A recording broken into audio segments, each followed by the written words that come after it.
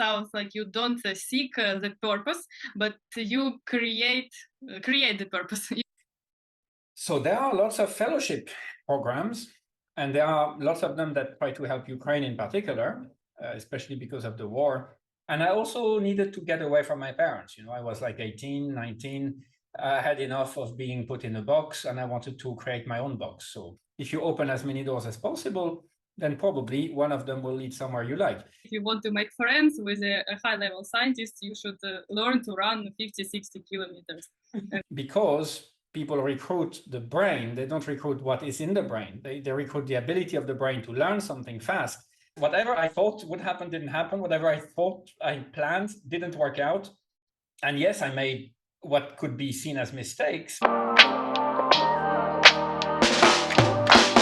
This is Career Exam, my project in career development for young people, where I interview young, mid-career and senior researchers to learn from them how to make efficient choices on your career path. I'm Anna Harus, a World Bank consultant and a career coach. And my guest today is a very honorable guest, a rock star in science, Dr. Stephane Bordas, a professor and a head of computational and data sciences at the University of Luxembourg. Good afternoon, Stephane. Good afternoon, Hannah, and thanks for having me today. So I will try to briefly introduce you. Normally, your all titles and insignia cannot fit in one sentence, and I will not try. But I will just say some brief interesting facts about you, and you will continue. So Dr. Stephane Bordas is a prominent scientist in computational mechanics. He received over 12 million euro of funding for his research and his research team since 2006. He cooperates with the industry partners, overall over 20, among which are Bosch, Rolls-Royce, Inotech, Goodyear, and other companies. Also, he teaches, he supervises PhD students. He has over 25 researchers in his team currently. Stephane writes books, runs marathons, and judges at scientific conferences, publishes in top scientific journals, and also he's the father of 4 children. So, Stephane, how do you manage to combine all these activities, and tell us more about your life, your career, to introduce yourself?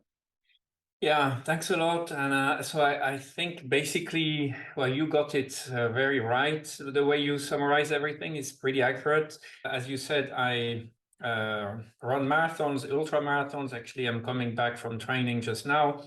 And this is something that also makes my life balanced. And I think maybe that could be a theme for this interview and discussion, because at the end of the day, in order to achieve anything, in my opinion, we need to, one, be able to know what it is that we are good at and what we do well, and also what we don't do well.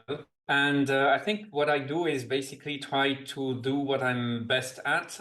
And that is what took me a long time in my life. And it's still an ongoing process to try to figure out what I'm actually really doing on this planet. And it takes quite some efforts, and at the beginning we don't realize that is exactly the purpose of life here.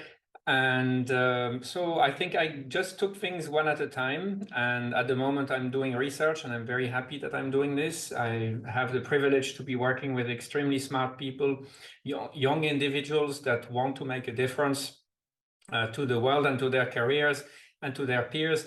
So I'm very happy about that.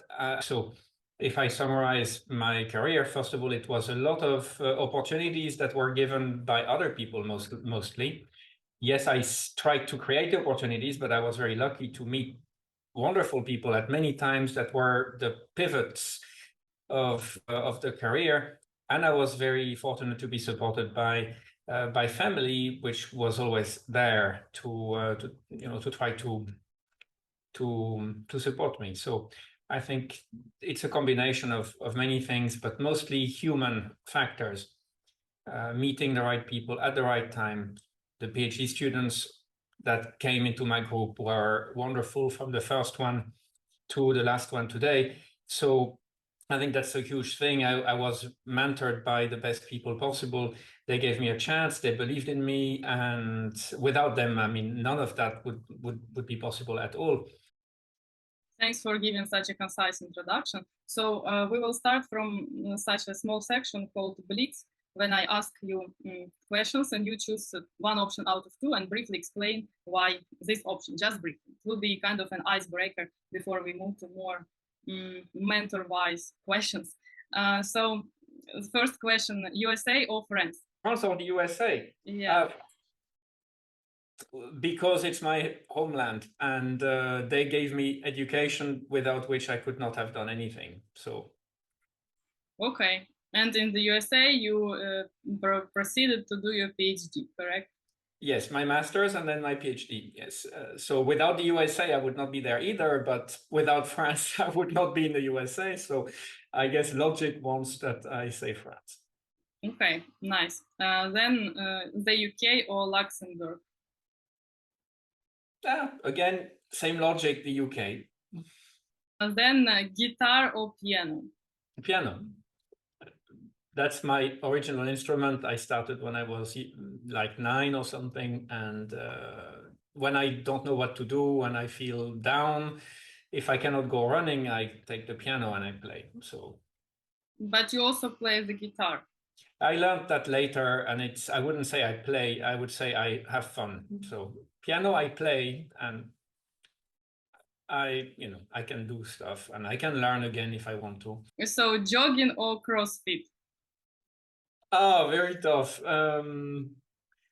I would say jogging, but I would say actually ultramarathons, not jogging, because what I really like is being outside, and jogging is like you're outside, but you're in the streets. What I like is being in nature, in the middle of the woods with the animals and the scents and the moon and, the wind. That's what I like. And yeah, if I have a choice, I will really certainly go and run with my friend Jakub from Warsaw, and we will go and run for 3-4 hours and we'll be feeling a lot better afterwards. If jogging is running once a week, then ultramarathons is like going to the moon compared to flying an airplane, right? So it's like much longer distances. Instead of running 10, 20, 30, 40 kilometers, you run 50, 60, 80, 100, 200, 300. So in fact, there is no limit. I think the Mohab 240 was one of the hardest ones. And people run for two and more nights plus the day. So the goal is to really figure out what your limits are and how to try to overcome your limits. So from this, I can already get 2 takeaways. To be a scientist, you need to have a good health. And second is, if you want to make friends with a high-level scientist, you should learn to run 50, 60 kilometers and talk. Speaking about 2 fires, writing a scientific publication or work meeting with the industry business.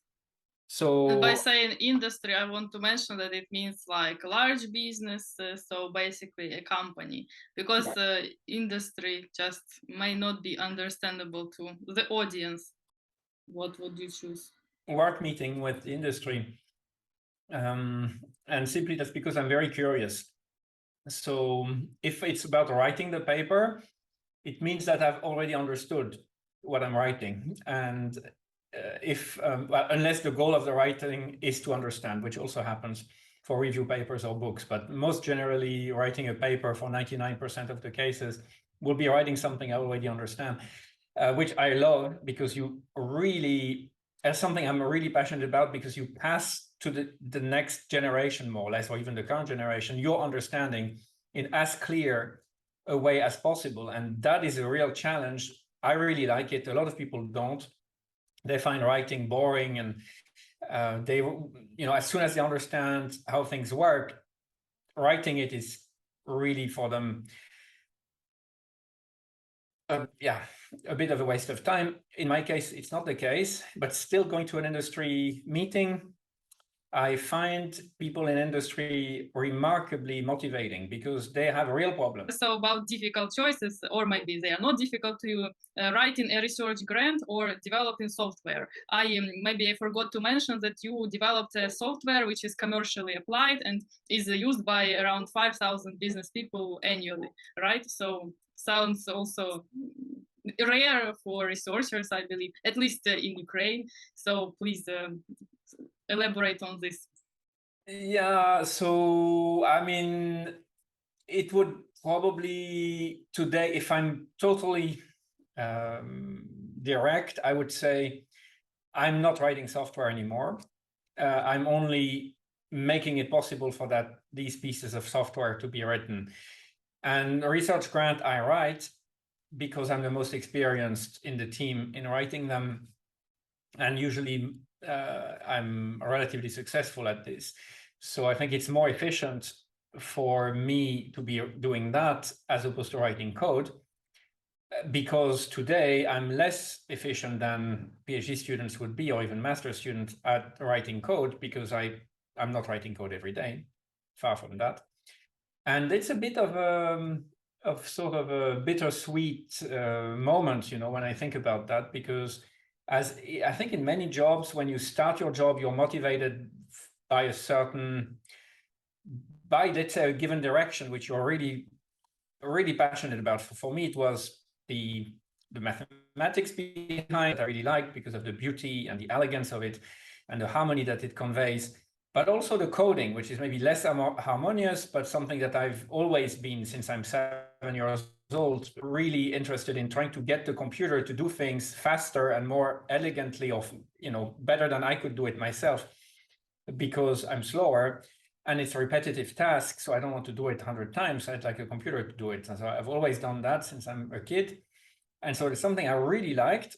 And I did a lot at the beginning of my master's and then PhD and postdoc and beginning of my assistant professorship. But afterwards, I realized that if I wanted to be productive and efficient, it was better for other people to do that coding, although I loved it.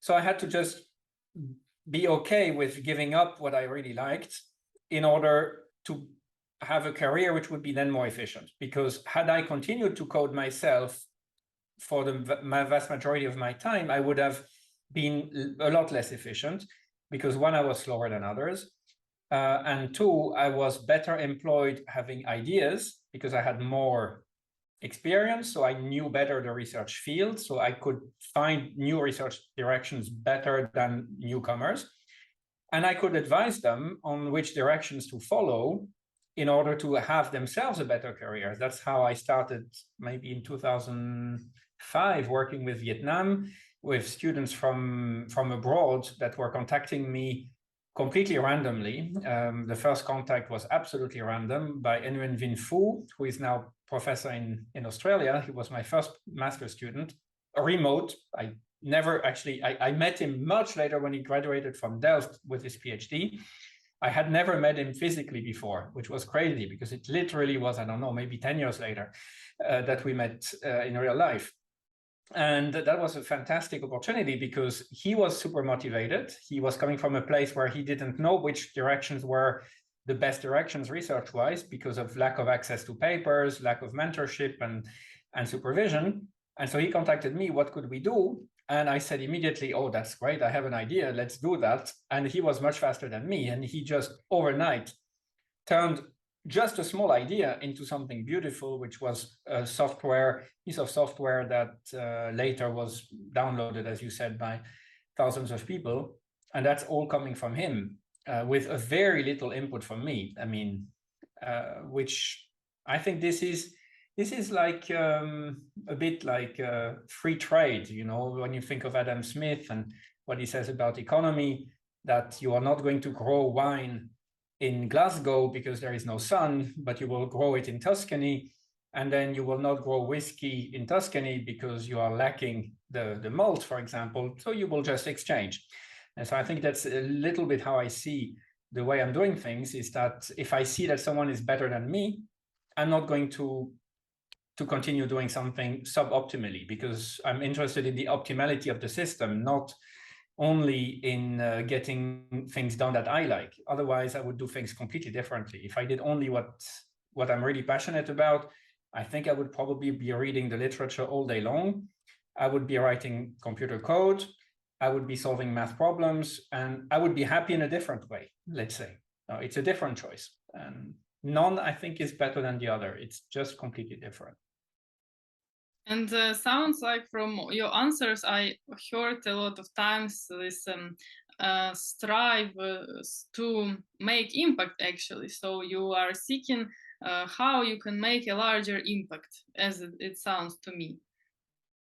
Yes, that's something, again, that I didn't know at the beginning. It's just came automatically, I think, from meeting and working with the people I worked with.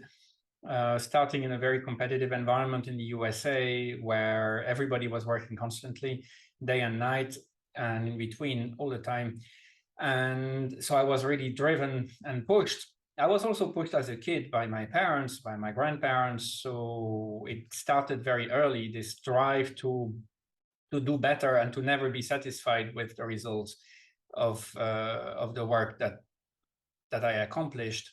Which in fact is not always so nice, because it's good sometimes to tell yourself, this is good, right? You can be proud of yourself. And for me, it's been very difficult for a very long time to admit that certain things I did are actually good.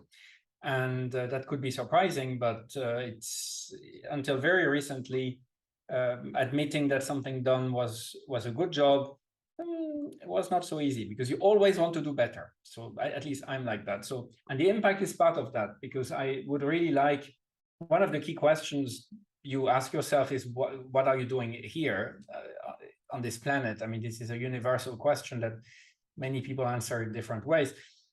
Everybody has their own answer, I guess. So for me, impact was a way to answer that question, because if I can change anything for the better, then it will be a reason to be here. And for a long time, I thought maybe it could be in the research itself. So maybe I could have a really, really big impact on a given field. Then I realized that it would not be in one field, but it would be in putting fields together. So that was already one realization. And then the second realization was that it would be with people. So my impact would be it would be interpersonal. It will be related to people, how I can make them flourish, how I can find inside them, help them find what is motivating them, what's important to them. And that was, I want to make things more human. We're working with computers all day, but still the people behind the computers are still people.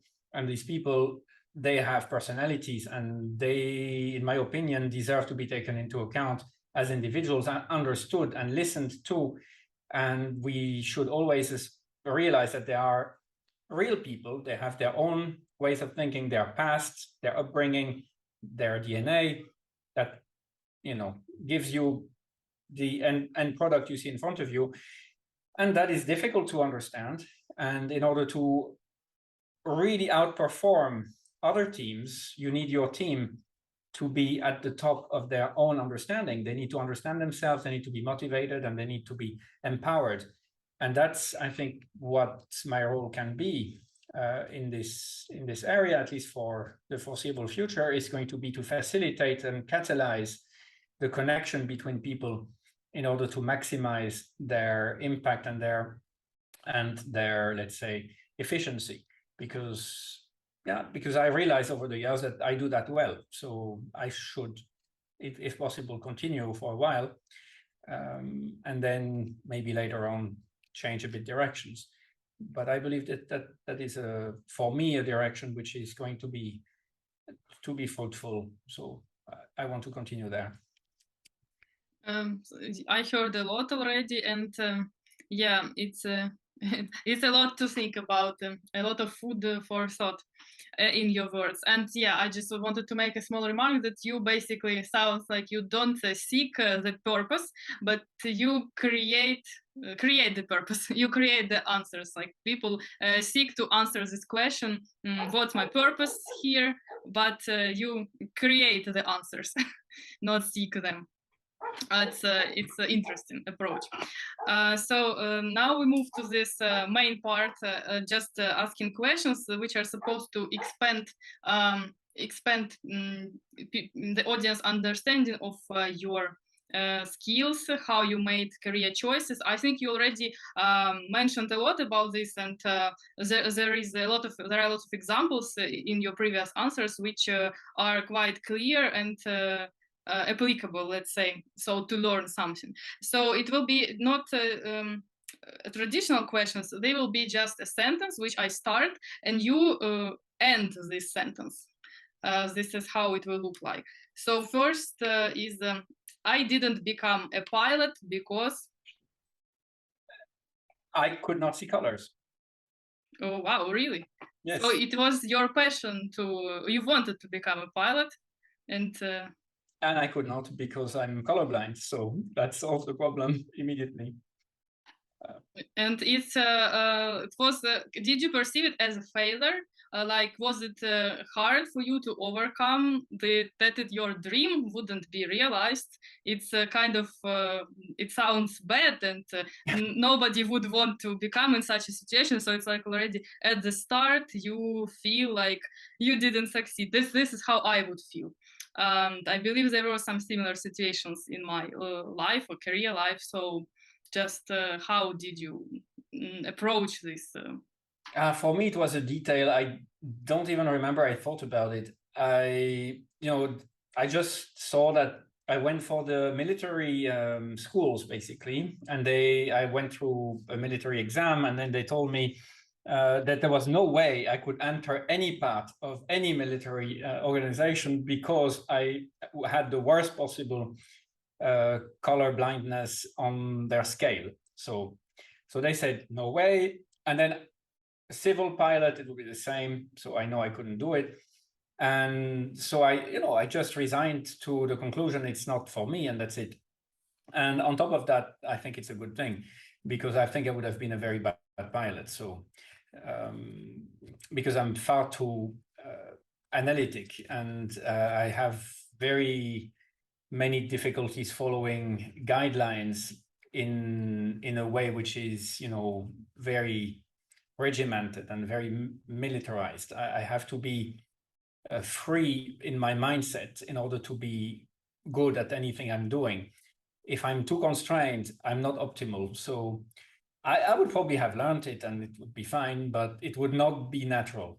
So I don't even remember this period as any problematic thing at all. I could always fly planes differently now because, it's easy to fly little Cessnas or something. And I don't regret it. If it comes one day, I will do it.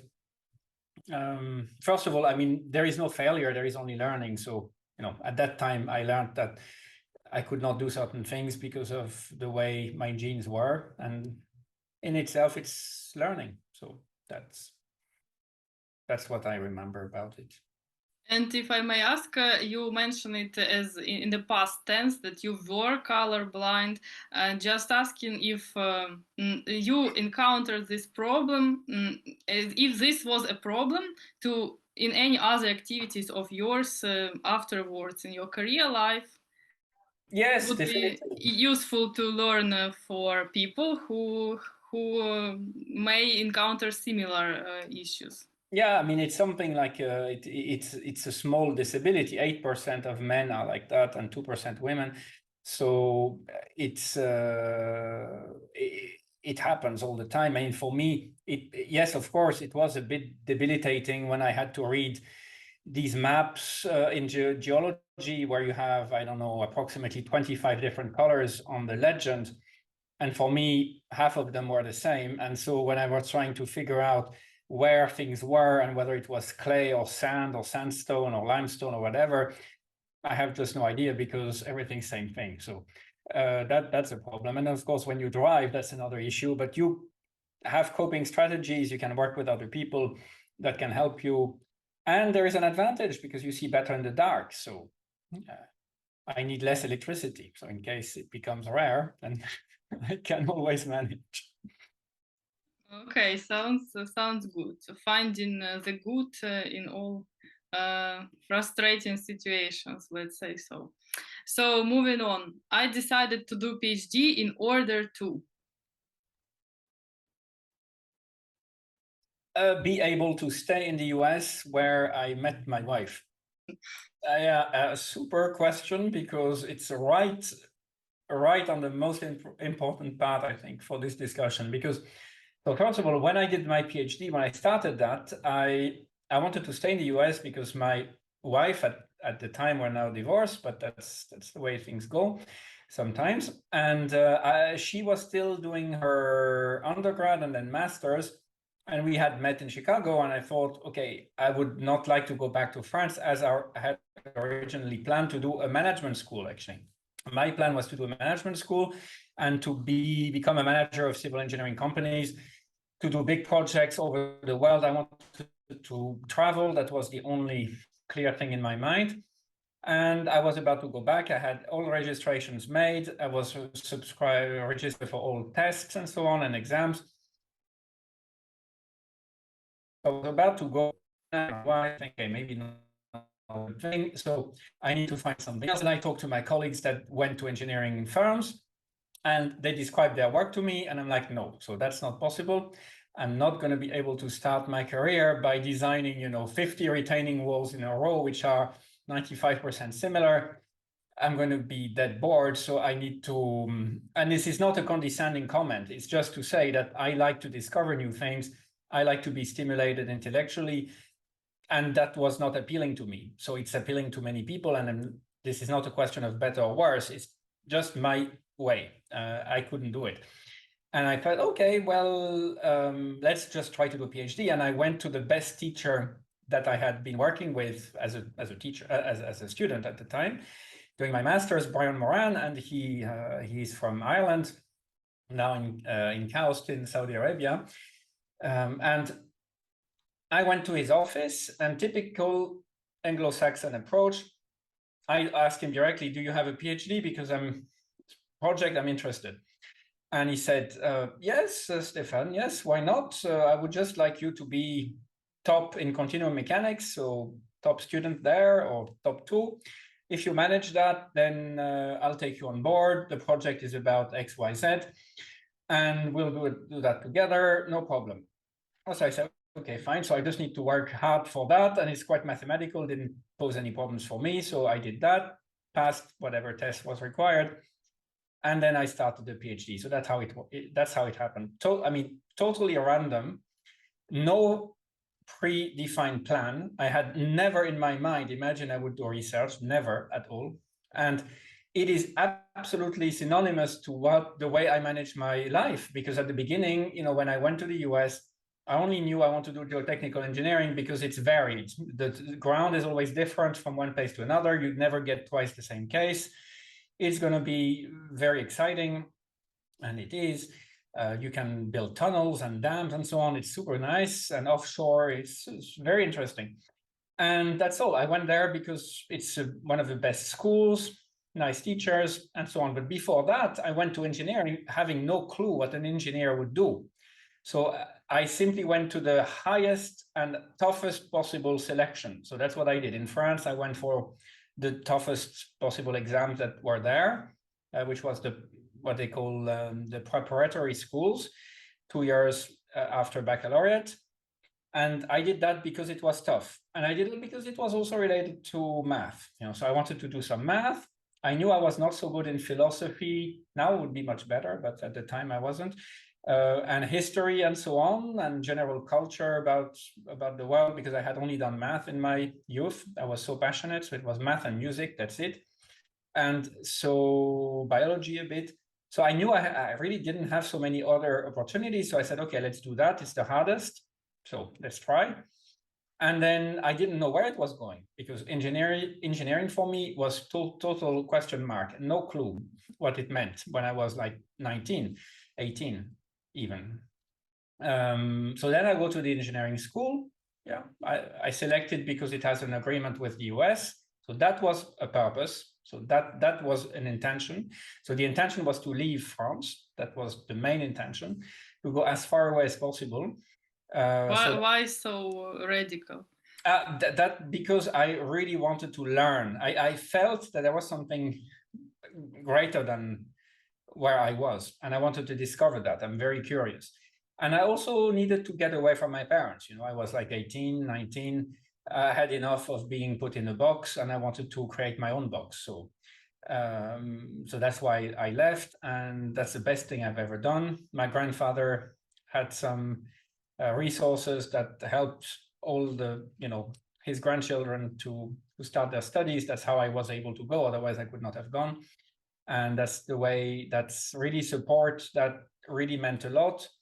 And I think that's also something for the Ukraine to think about, because I guess resources to be able to leave the country and go and study somewhere else is a big question.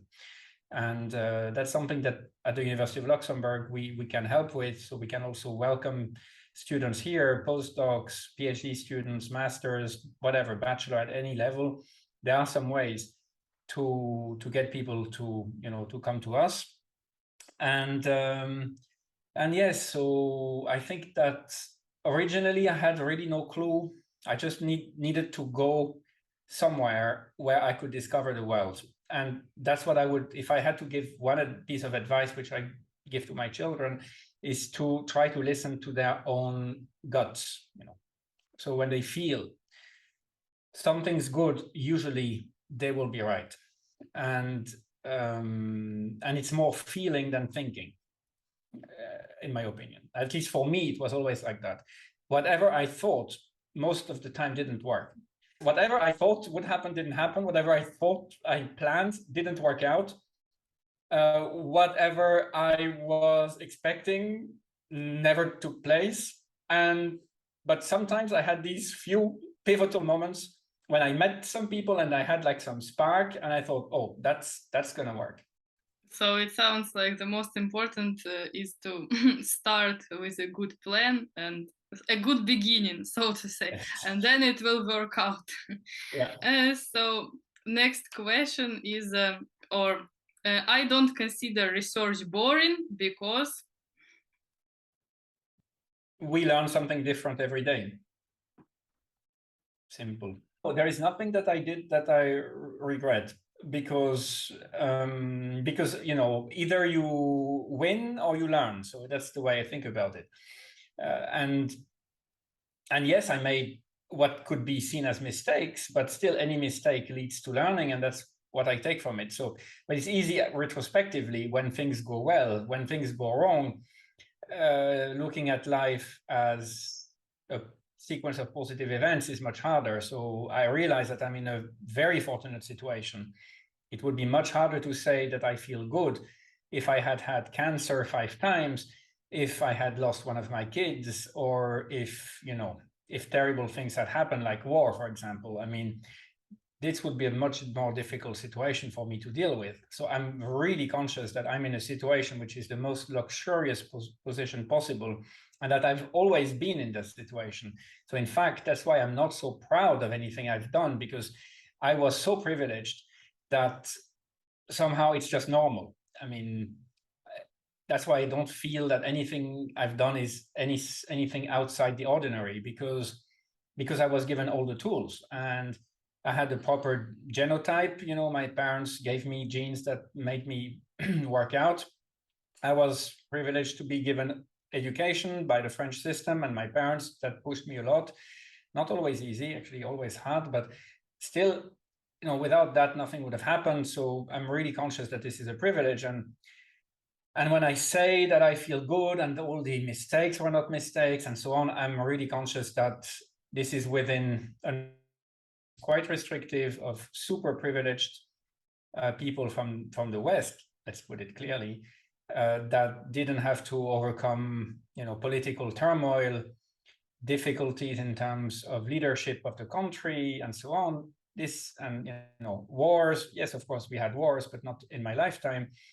And if I see my grandparents, I see completely different people. Sounds like I wanted to say something, but let's move. I forgot too many. I wanted to ask this philosophical question. So basically, you mentioned just that about genes. So there is such a philosophical discussion if people are born with certain talents and they will not grow higher than their inborn abilities? Or do you consider that people can learn anything and excel in anything regardless of their genes and so on? I mean, I cannot, there is no answer, so I can't answer it, but at least no known answer by science. I mean, the way I see it is that we are for those who do a bit of math, some sort of convolution between what we were before and the whole procedure that nurtured us to who we are today. So we are like some integral of over the past tense of who we were at the beginning until today. So basically we integrate all the experiences and we take into account that we were originally some sort of product of our, you know, not only our genes, because we have genes, but we have mitochondrial DNA from our mother. We have the fetal life, which is known to have a huge impact. Just being in the womb has a huge impact on the baby's future life. So that's known by biology and behavioral biology. And so I think it's, by the way, there are very nice lectures by Sapolsky in Stanford talking exactly about that are absolutely fabulous. And so, yeah, I have no clue. I know in my case, I mean, I can see some traits in my behavior that I saw in my grandparents and in my parents.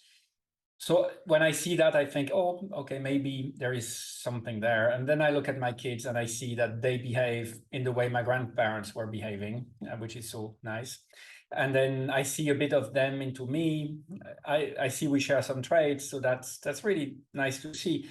Now, whether one or the other made it work, I really don't know. Again, I feel very happy that I was born without any major defect apart from color blindness, which actually is a detail. So I could do anything I wanted. I was, you know, able to do sports and music and singing and playing and running and playing many types of sports, and then being able to, you know, to study anything I wanted to study. I never felt any difficulty. Yeah, maybe the answer will be found in the intersection of sciences in the future. Maybe even in your research team. So next question, which is very intriguing, and it concerns a lot of stereotypes about a researcher career in Ukraine, for instance, in countries in the post-Soviet space. So you can make money in research if. So first of all, it's okay if you make choices that go in this direction. I mean, so very diplomatic. Yes. So because I don't know how else to answer it. It's super. It's not. I mean, it's not why you do it in the first place. You don't do it in order to make money. Then of course you can, because you are at the heart of innovation. So you can. You can create patents, you can work with industry, you can create a company, you can spin off the company can be bought by some large company, and then, yeah, basically a lot of people do that. Not a lot, but some people do that, and it works very well. So yeah, there is such a kind of also a stereotype, but also there are realistic obstacles when in Ukraine you do a PhD, you are a professor at university. There are a lot of obstacles to earn a decent salary, and most of all bureaucratic ones. Then the lack of material-based technical equipment. So these are like the main obstacles. That's why a researcher career looks quite not attractive, and people consider that you will be poor for a long time if you are a researcher, a professor in Ukraine. So unfortunately, this is like this. That's why I asked this question to you as a successful researcher. Well, it reminds me of martial arts and like, for example, Shotokan or maybe archery. When you want to reach the target too much, and you think about the target, that's when you miss the target. And because you are not relaxed, you are overthinking, you are overdoing. And my opinion is that, first of all, I never thought about choosing my job in order to make the maximum amount of money, because that's not my style. But perhaps this is because I also was not lacking in resources when I was a child, and my parents were able to provide for me. So I thought maybe I didn't even think about it. But then it's true. I mean, it's true that doing research basically can give you a huge set of opportunities. You can. This is probably the only job when my kids ask me. I mean, they don't ask me if I like my job because it's so obvious that they don't even need to ask. But you know, basically, how do you know if you like your job, or if this is a good job, or how do you choose your job, and so on? I mean, my answer is always do something that's going to open as many doors as possible, because you don't know what's going to happen anyway. So just statistically, if you open as many doors as possible, then probably one of them will lead somewhere you like. If you have only one door, statistically, I mean, it's a risky business. So if you decide to go for engineering and maybe do computer science, okay, computer science is vast and you could do a lot of things, but okay, you're restricting yourself to industry, computer science. If you go to academia, you can stay in academia, but then you can go to industry too. You can just decide to switch immediately. So it's a more general choice, let's say.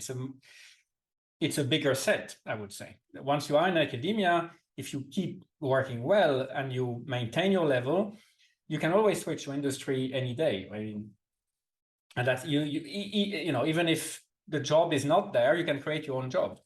So I mean everything from startups where you have 2 people, to small and medium enterprises where you have like 10, to large corporations like Bosch, General Electric, Google, Apple, whatever. I mean, these companies, they want to recruit top people. And most of our students don't go to academia afterwards. They start their PhD and they go to a company afterwards, because, for example, one of them is working in Silicon Valley, Daniel Alves-Paladim. He worked on a topic which has nothing to do with what he does as a job, because people recruit the brain. They don't recruit what is in the brain. They recruit the ability of the brain to learn something fast and be efficient, you know. So I think that's really my conclusion is, if you go to academia, you can basically do almost anything, that you keep all the doors open. That's the choice of the one who doesn't know what to choose, basically, if you wanted to see that. And that's probably why it fit me so well, because originally I would be lying if I said that I have this impetus from day one to do research. Some of my friends do. They tell me that at 5 years old, they already knew. They wanted to discover things and be a professor. For me, I couldn't know, because I didn't even know the job existed.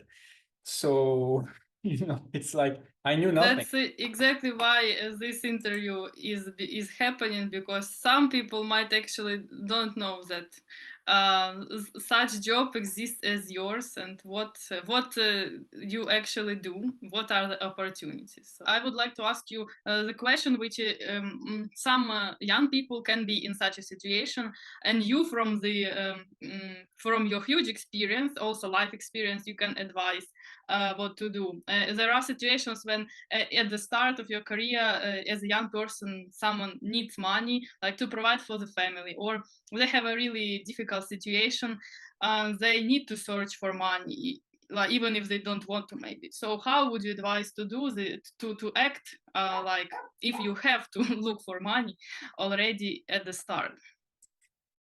So there are lots of fellowship programs, and there are lots of them that try to help Ukraine in particular, especially because of the war. And what I know is that the level of people in Ukraine is exceptionally high. I mean, if you look at all the developments for codes that are done in Europe, they are mainly done by Ukraine and by Poland. So if you take these 2 countries out, probably there is almost no developer left. In EU, maybe I'm exaggerating, but it's, these 2 countries have a lot in common somehow. And I have a lot of colleagues in Poland, so I realize the question you're asking, because I know that, for example, to do a PhD in Warsaw, you need to work 1 or 2 or 3 jobs in parallel, with your PhD, which slows you down, otherwise you cannot survive. And these things are not fun at all because they really slow you down. So what I would do is exactly what I did. I left France with the idea that I would come back, but I left in order to look for better opportunities elsewhere. And that's what I did from France. I went to the US. And later on, when I had the choice to come back to France or not, I tested the waters a bit. And there I really thought cognitively, not emotionally. Otherwise, I would have probably gone back because emotionally it was the right thing to do. But cognitively, it was much more logical not to go back to France because I know the situation financially for people that are working in academia is sometimes quite difficult to manage. And so I thought, okay, I would like to have, a family that can survive without me being worried constantly. So let me try something else. And that's how I made other choices. So I think the beginning one should see the world as an interconnected place, as one place, basically, and that we are free to go everywhere. And people, if approached, people meaning academics, if approached properly by people with motivation, I always answer all emails I get. So if I get an email from whoever, Tombouctou or whatever, I always answer. And I give a chance. And then it is down to the person on the other side of the keyboard to take the chance or not. But I always open the door. And if people are motivated, I always do my best to help. And I did that for people in Africa, for people in Vietnam, in China, in Korea, in everywhere that are actually developed countries, but sometimes need a bit of a push. And I think there are many people like me out there and that are really willing to help. So that would be my choice. I would just say, okay, we need to sacrifice a bit for a few years. Maybe for 10 years, we won't be home. We leave. And then when we come back, we are strong and we can make a difference. Thank you. I think it's a very relevant advice for the people of Ukraine, for young people also. So next question, one of the last ones, is about basically asking about your specific hard and soft skills besides gut feeling and perfect intuition. So something that helped you in all career steps. For someone who wants to lead multidisciplinary research in scientific computing, I would advise to listen. So to speak less and listen more, and to just have open antennas always out, trying to figure out what people want to say, and to genuinely ask questions and want to know the answer. Ask open questions and be completely passionate about understanding the other person in front of you. And it's a bit like when you want to meet new friends, in order to make new friends, the best way is to be genuinely interested in the person that you're discovering, because if you're halfway interested, the person will immediately feel it. To spotlight some of your hard skills, and I realized we didn't explain how applicable and impactful research is in real life for real world problems. So maybe you can say briefly something about like one example of your successful research which was applied for solving a problem for some community or society, and this way you could show that it is applied, how it is applied in real world, and what hard skills and soft skills helped you to accomplish this, and so help make a difference, with research. Okay, thanks. So I think the first one that comes to mind is the software we developed over, 10 years or so, to work on fracture propagation in aerospace structures. So the idea is that when you have an airplane that takes off and lands, micro cracks will develop. Eventually they will grow bigger and bigger, and at some point something will fail. And if you don't know when it will fail, it could be failing when the thing is flying, which is exactly what you don't want. So the idea there was to try to predict the propagation path, so the path of the crack, the shape that it will take, and how many takes off and landings it's going to take before it becomes too deadly. And we did that in addition with the ability to control the quality of the simulation so that we can give the user an idea of how wrong or how right the solution is with a percentage. So we can tell them the error is accurate to 80%. And if you want more accuracy, you need to do some refinement of the model and to make it more precise. And we told them exactly where they could make that more precise. And this code is now used at Senairo in Belgium. It was transferred to industry. That took ages, really ages. An idea that I had at my PhD level, I mean, when I was like maybe second year PhD, so 2000, I think it worked out when into maybe 2012 or 13, or maybe even later. So, you know, it took a decade and a half. And about hard skills? And so the hard skills were basically, in that case, math, trying to figure things out, you know, what are, being really genuinely interested in figuring out how you compute that quality error. So that was really clear. And well, computer programming, obviously, how to motivate students, how to employ the best student, how to recruit the best person, because we had people from everywhere that wanted to do the job. That was not easy. And then negotiating with the company, because we wanted to work inside their code. So the student postdoc, in that case, Andres, went to work in Belgium from Cardiff, where we were at the time, and he was from Colombia. So all these triangular motions were difficult. He was also working in Valencia on top of that. So he was in Valencia, Colombia, Cardiff, Belgium. So sounds like you. Yeah, flexibility. So the guy was absolutely great. And recruiting such a person is not easy, because not everybody wants to do that, which I think, I mean, for academia is kind of necessary. If people don't want to move, it's probably not the right job. So that's the first point. And so, yeah, and then there was negotiations with the company, trying to figure out what they wanted, what they didn't want, what is the intellectual property. So a lot of intellectual property rights, management of that, discussions, negotiations, travel, and organizational skills. So it's like a mini company, basically. And it took getting the funding, first of all, because we got $500,000 to do that. And it was really cool. And I think it's important to mention here that like it was possible because of this crucial cooperation with the industry, public sector. You can mention probably like big names applied your software, like some companies, or maybe aerospace companies applied them.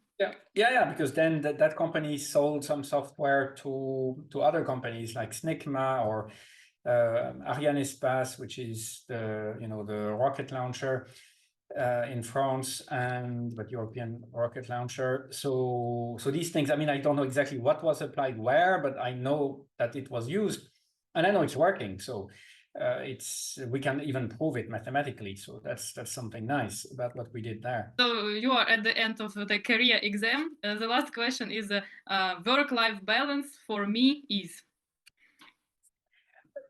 being yourself. So you need to know what's really important to you. And I used to have a lot of trouble giving myself time. I used to think that I had to work 200% and never stop, because that was a requirement. Now I understand that I need time to recharge my batteries in order to then be more effective. So that's my work-life balance. And when did you understand this? I would say maybe 3-4 years ago, maybe 5. So I arrived in Luxembourg 8-9 years ago, so probably at the beginning of that. And I think I understood it because I could afford to spend more time doing, things that were improving my well-being, as opposed to trying to improve everybody else's well-being at the expense of mine. So Yeah. If only so recently you have started to recharge your batteries regularly, it means that you have really good batteries, that they didn't die for during such a productive work in your lifetime, basically. And as you said, 200%, and only recently you started like giving yourself some time. That's really important, and I'm happy for you that it was like this. So bonus question for Ukraine. In my research team, I would welcome those Ukrainians who are motivated, dynamic, and open-minded. And can you tell maybe more about research opportunities, like specifically if there is someone listening to us and whose profile, whose education is fits your research team, the area they would like to apply and study at the University of Luxembourg or work possibly? What are their opportunities and what they should do? What are their steps? So if they are already master's level, they can directly come for PhDs. That is possible out of the box. So that is a very easy thing to do. They can just apply immediately. There are some helps that are given, like fellowships that are funded directly by the university centrally. There are some helps at each faculty level. And I, in my research team, decided to give help using my own funds as much as I can. So this is something that I'm really interested in, and the whole university and the country is interested in helping. But generally, if you have a master's, you can apply for a PhD here. And if you have a master's in anything related to mathematics, computer science, and something else that are related to maybe an applied field like biology or something similar. So basically the sciences, you can apply. And in my team, computer science and math usually will make it work, because it's fundamentals that we need, as we said at the beginning. So that's very clear. And then I cannot comment about other groups because I'm not responsible for them, but at least for this data and computational science doctoral program, that would work without any issue. And then if we think about other opportunities before masters, so there it's more difficult because the idea would be to come for a masters. That would be possible. There are many of them and they are free. So people can just come. There is almost no fee. I mean, not zero, but it's so small by any standards. I think it's small. So not only by local standards, it's really small. And then the key would be to find accommodation and cost of living. That can be helped also if the student is sufficiently motivated. We can also help for that. And then for post-PhD, people that already have a PhD, there are postdoc opportunities that are either funded directly by the government or by Marie Curie fellowships, Marie Skłodowska-Curie fellowships that are European projects, for example. They are competitive, but people that are good could definitely apply. We have many applications, about 5 this year from different countries, and there are 5 currently in the lab, I think. So that's a very good idea. And then there are countless opportunities. So I think the best is that if people are at the master's level, they can contact me, and I will do my best to help them govern their decisions. And then if they are PhD level already, I will be very happy also to help them find fellowships and to support them also in the writing process. I could take care of a few directly on my own, and the ones that I cannot take care of, my team can help with as well. So I believe that there are many opportunities. Stated in your CVs and in your profiles that mechanics, like everywhere the keyword is mechanics. Yes, because my PhD is in theoretical and applied mechanics. And I think the name came from the fact that originally things were mostly mechanics. People were looking at the deformation of materials, fracture, propagation of dislocations, for example. So they were really interested in materials and how they behaved. I think over the years, people got more interested in the coupling between mechanics and other fields like electromagnetics or chemical fields and so on, because simply we became able to do that. So I think if we rename the field today, when we call when you talk about computational mechanics, would actually say something different because it's closer to physics than it is to mechanics. Today we do also quantum mechanics, well, it's mechanics, but we do, you know, all sorts of different things that theoretically speaking are not within the realm of mechanics, but it's still called mechanics. So, you know, more tradition. It's more tradition, I think. Yeah. Okay. Then computational mechanics or data science. Oh, computational mechanics. Because that's my original field and that's where I feel at home. It's like the safe environment. And, you know, if I have to define myself, it's clearly there because data science came much later for me. It arrived very naturally though. So that's what I like about the choice we made is it wasn't an artificial choice simply to do the thing that everybody does. It just came totally naturally from the work we did in biomechanics, where we figured out that we had to deal with the amount of data that was provided to us, which sometimes was very scarce, sometimes was very rich. And we needed really to be able to update the information that we knew a priori from mechanics or theoretical mechanics, and then update that with real observations. And that was something that I thought I could actually ignore until that point. I thought I will never look at experiments. I will never look at data points. This is not my job. My job is to take some unknown problem in physics or in engineering and then try to solve that numerically using computers, mathematically. That's it, that's my job. But now, then I realized that, you know, this is over because you have data that's coming in from everywhere and ignoring that data would mean staying in the Middle Ages, basically. So now you need to move forward because you have a lot of data that you can incorporate into your own models that were originally set in stone. You write them on a piece of paper, that's the model. Forget it, it's always the model. Now what you can do is you can really update the model with data that you measure. And for things like biomechanics, it's really cannot be avoided because simply each individual is different. And so if you take data from one person, you will see that it's utterly different from another. For example, brain tissue can have 2 orders of magnitude difference in its stiffness between 2 individuals. It sounds completely crazy, but it's actually the fact. And then at the end of the day, if you don't take into account that data, then your model is as good as the data you feed in, which means absolutely useless for a given patient. It's good for an average patient, which doesn't exist. But if you want to help a given person, then you cannot do anything. So you need the data. And that was the reason for us to go into what people call data. So that's why you, as you said, you make general, how you say, you go to general notions, and that's why you avoided the situation of discussing what comes first, what is more important, by becoming the head of computational and data sciences. So that encompasses everything. Yeah, but in fact, what I did is I created a doctoral program because I thought that would be very useful, that is multidisciplinary between different fields. And at the core, you have the essential elements of computational science and data science all in one. And we wrote a paper with Christophe Lay, another good friend of mine, about what is data science compared to statistics.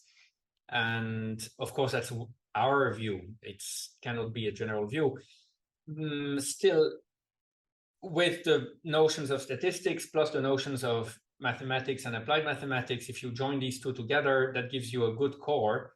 If you add computer sciences tools like algorithms, parallel computing, optimization, and so on, then you can safely think that you will be able to work with different disciplines. And that's what I wanted to do with this program, which now works pretty well, where we have students working from social sciences to life sciences, biology, trees, leaves, cells, mitochondria, chemical vapor deposition, industrial projects related to the government. So really a lot going on in one school. And I'm really proud of that because it helps students get together and apply similar tools for completely different problems. And that's what I'm really excited about in this field, is that you can do a much more only by mastering a few key building blocks. You don't need to know everything about everything. You can rely on your theoretical knowledge, and you know it's going to be applicable, of course, with differences, because the problems are all unique. But still, with these basics, you can apply to many cases. And that's what attracted me to mathematics in the first place when I was a student, because I realized that I didn't need to learn so many things by heart. I could understand things, feel things, relate one area to another. And that saved a lot of trouble in, other disciplines where you actually need to ingurgitate quite a lot of material before you can do anything. In mathematics, I found that my mind was able to think with only a few elements. And I found that really amazing. And so basically, that's exactly the same recipe that I'm applying in the work I do, because I figure out that, well, if I can do, if I can solve 10 problems with one set of skills, why not? And because it's going to help more than if I solve only one. So that's my approach. Yeah, sounds first of all efficient, and second, if I understood correctly, then a person who is even a linguist, a biologist, scientist can apply to your program and basically apply and develop further, even without vast experience in computational or data science. Yeah, they will need to catch up if they have already no experience, of course. That it's indisputable, that will need to be done. At the same time, it's not, so there is a number of requirements that you need to have. Even someone who hasn't really the necessary full background, I would say, in mathematics can still do something pretty quickly. And then, of course, we make sure that the fundamentals are covered, because we would like the students to have a legitimate degree in a computational direction. The goal is not simply to apply recipes to solve new problems, but also to make new contributions to the methodologies as well. So this is basically it. I have no other questions. And if you have something to add, please go ahead. Yeah, I mean, I just want to send my best support words for everybody in Ukraine that tries to make the best out of this very difficult situation. And just to let you guys and gals know that, there are people out there trying to their best to use their skills to welcome you in an environment that will probably help you.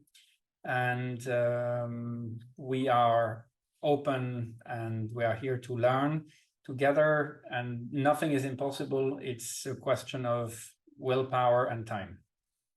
That's what I would say. Thank you, Stefan. With this, I will close this interview and very inspiring discussion. Thank you for out-of-the-box ideas, for enthusiasm, your drive, and I think it will inspire our listeners, Ukrainians, to stay strong and continue pursuing no matter what. And I also like that this discussion is very interdisciplinary, and every answer is understandable by a person regardless of their field. If you don't know some terms, they are not crucial to understand the advice that you gave. So everyone can find something useful and thoughtful, important to proceed and succeed. Thank you, Stefan. Thank you.